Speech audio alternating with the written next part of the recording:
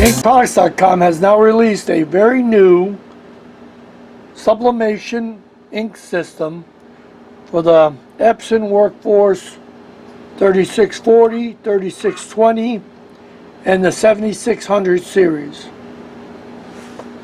Now in the kit you're going to get the sublimation ink. If you're doing sublimation type printing, you're going to get all the parts and pieces. Our new type of sublimation ink, it's been reformulated. There's absolutely no need to clean the print head, or the print head won't clog up. We've tested it for over 6 weeks. We're going to get some strips of Velcro, hose bracket, a support for the tank. I'm going to show you how, in this video, how you're going to install it. We give you our little purge tip. If you run the bottles out of ink, you can purge up the cartridges again. There's another little tip we give you in there.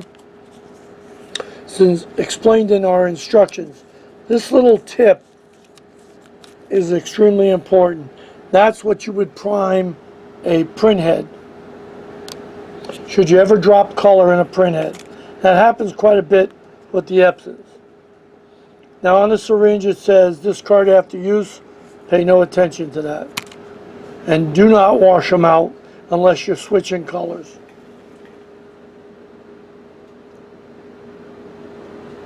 I'll lay it down, rock the isobaric chamber.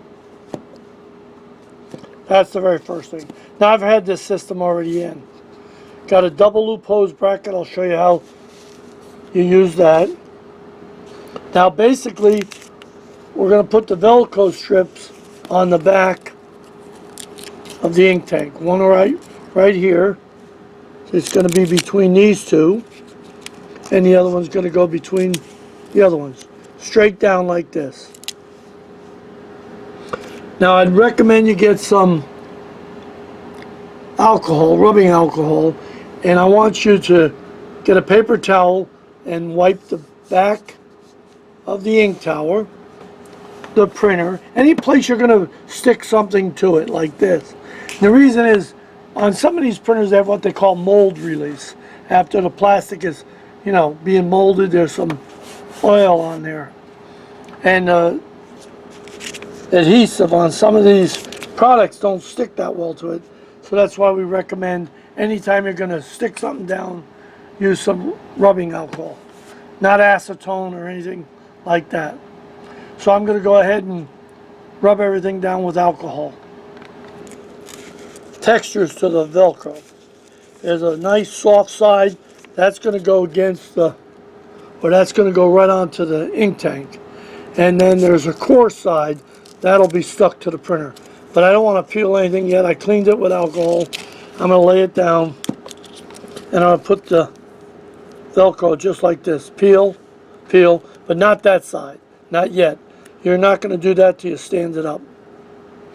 Because see, on this printer, there's an additional paper tray. Now, if you didn't have that, you don't have to do this. You don't actually have to do this if you don't want to. You can put a little box or something like that underneath. You don't have to do this. But you have to support that real good, because I've had them over time, depending on where you keep your printer, they'll peel away. So you got to be very cautious with that. Like I said, there's another little bracket we install to help take any of the excess of weight off. But then you can fill it and everything right while it's stuck to the printer. And I'll show you that in the video. Stuck it to the ink tank and I push it down. I'm really working it so I make sure it all. Now when I stand it up, I'm going to peel that, but I'm going to place that just so the bottom is just above the exit tray, like this. See? Just above it.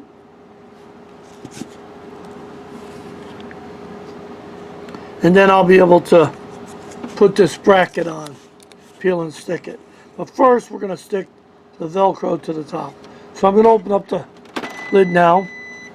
And there again, it's going to go, the base of this right here is going to go right here.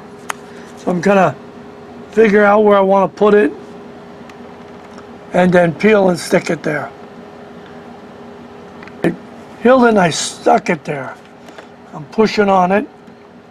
I have not opened any of these plugs yet. Now the other one I'm going to do, this bracket, this L bracket, it's going to go under the bottom. I'm going to peel and stick it so it rests right against the bottom of it like that. That's going to give it a little bit added protection. So I'll peel it, get it ready, and slide it back there and stick it. And I stick it between the two center ones. I made sure this was right on the bottom of the ink tank. I slid it back and it's stuck there. So see, now that's going to give it that added protection.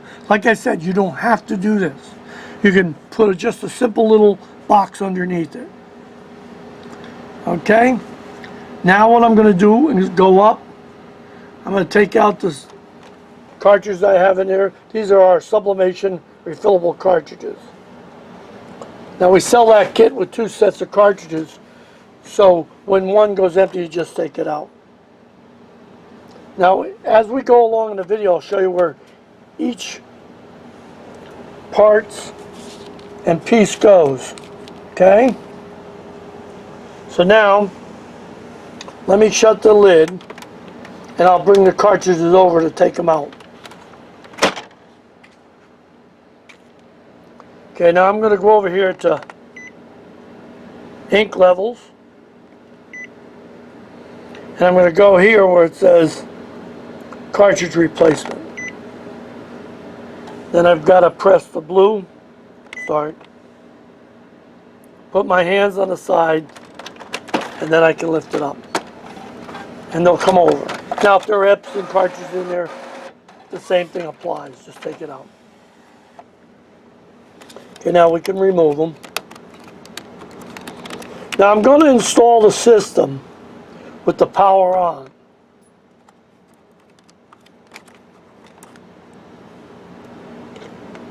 Okay. Now I can take the system like that. Now what I want to do is I'm just going to set it in there. And here's what happens. There's seals on the bottom that have to be broken when it goes in. Don't take that stuff off. I'm just saying, see if you remember, or if you can see, in the Epsons, they have little spikes that stick up. That's what goes in the holes. That breaks the seal. I like that. Now I want to make sure my hose is not all tangled up like this, so I take my time and I straighten that out. Because then I'm going to add that other little bracket right to the side here. Little bracket. So as the hose comes out, it'll go into that little bracket. So let me go untangle this so it's not all tangled up. Now the first thing I do, this has got a double clip here.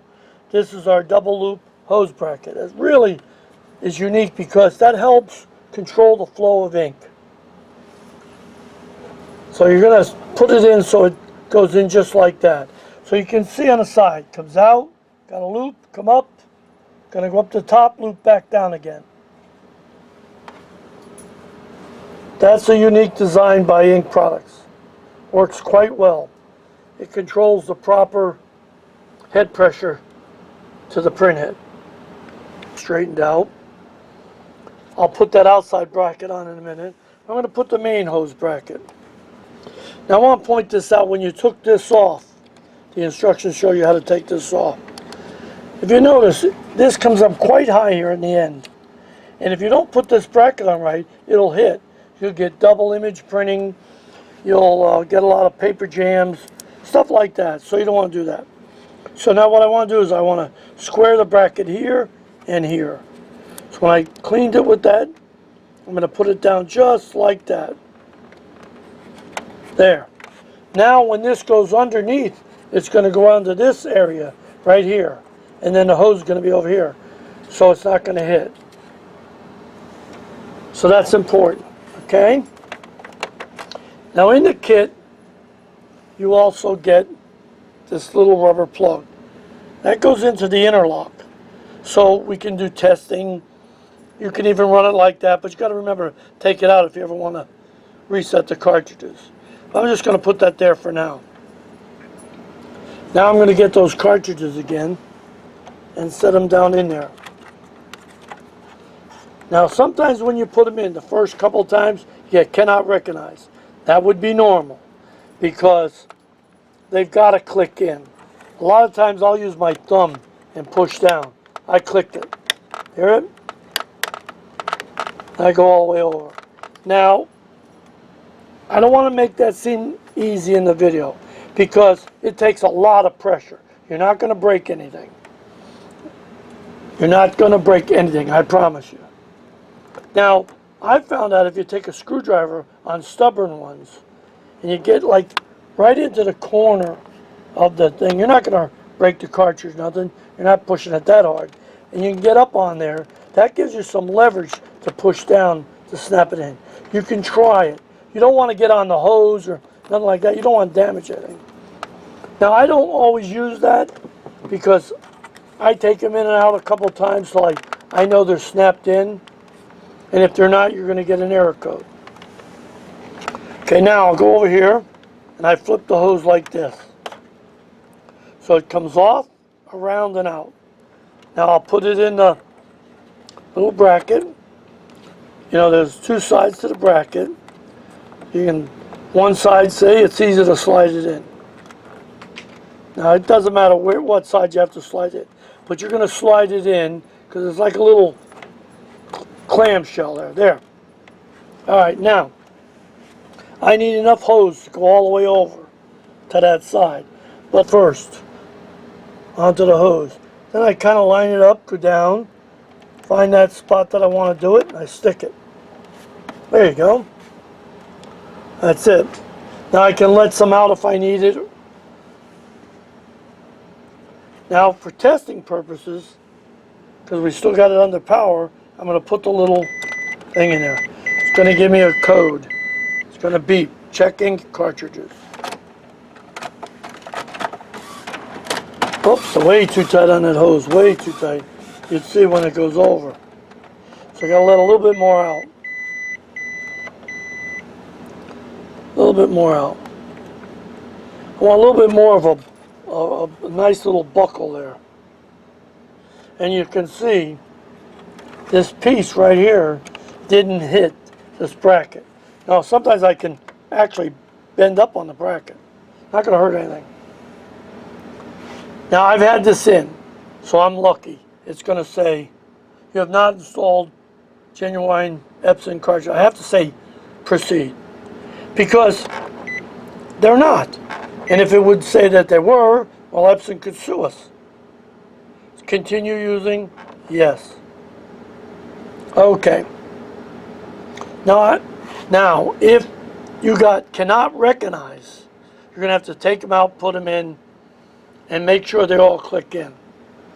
I mean, these are all tested. All the chips and everything are tested. So we know they work.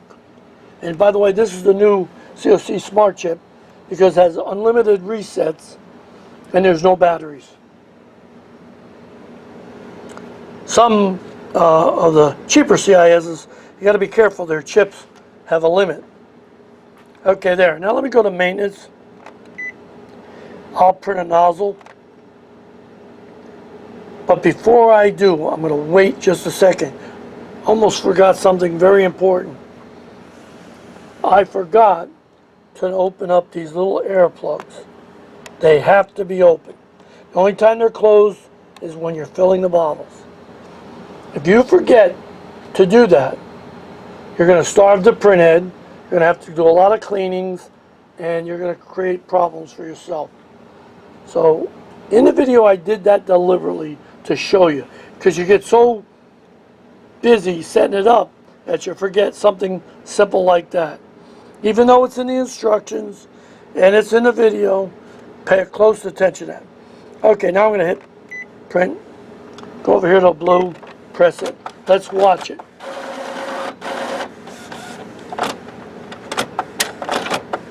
Now it's probably going to do a couple cleans. So that's pretty close to what I want. I might let out just a little bit more hose. I don't want too much, because then it slaps around in there. There you go. I think that's pretty good. You definitely don't want the hose to touch the bottom of that. Like I said, this is installed. Now it's going to do a cleaning.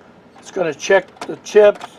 So this could take 2 or 3 minutes. Here it's priming up right now. And while it's doing that, I'll show you. You have a visual on the outside. As your inks drop, you want to add it. There's a little mark right here. When it gets to that mark, you can add it. Or you can add it anytime. Now when you're adding ink, you have to plug up the little small plugs. You can open the big ones. Now these black towers are awesome to fill. You can pour the ink in. You can use a syringe to add it. You can use a tip and pour cap that we have. So they're very simple to add ink. And you don't have to spill it all over. Now around here is like a little tight bathtub. So if you dribble a little bit too much ink, it catches it right here in these bathtubs. That's an awesome design. The double loop hose bracket, isobaric chamber, clear visual of the ink. It's a good system. Okay, it's still going through that. Now this is your reset button right here. When it pops up, when you're printing along, one color will come up and say, cannot recognize the yellow, whatever. You bring it over to what they call a cartridge change position. Like the printer thinks you're changing the cartridge. You reach in there, squeeze that button with your thumb and your index finger 4 times. 1, 2, 3, 4. Close everything up, and then it will reset that color. Now, if you get a yellow light on, low ink warning, ignore that. You're not going to do anything with that. All that's telling you is you better go to the store and buy a cartridge. Because the only way Epson stops you from printing when you get cannot recognize or it shows a red X. And remember, the printer doesn't know that you have 500 milliliters of ink sitting there. Okay, now just printed out the nozzle. Let's take a look.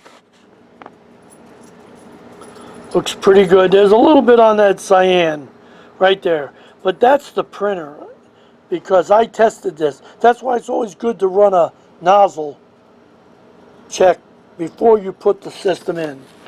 That's very important, and we point that out in the instructions because see, I've had trouble with this printer with that little part not printing. It has nothing to do with the system, the ink. It's just the printer itself. The print head is not calibrated, I don't think, correct. Black looks good. Maybe a little one right there. Close in. Okay, now there's a little bit in the black. Everything else looks good. Yellow's very hard. Now please, don't go in and try to clean that out. Like running cleaning and cleanings and cleanings. That's not going to fix it. Leave it alone. Most of the time that will fix itself. Now here on the cyan, I don't think it will because like I said, I've had this printer for testing for quite some time and I noticed that. But you just set it up at a higher, open up more nozzles, set it on high. You're not going to be printing with sublimation. You're not going to be printing with draft, that's for sure. Okay, so that's it. That's how simple it was to set up the new Black Tower sublimation system. So you're going to get everything with the system. You can get the purge tool. And there again, we have videos to show you how to do it. And that's only if you run it out of ink. Don't run it out of ink, you don't have to use that.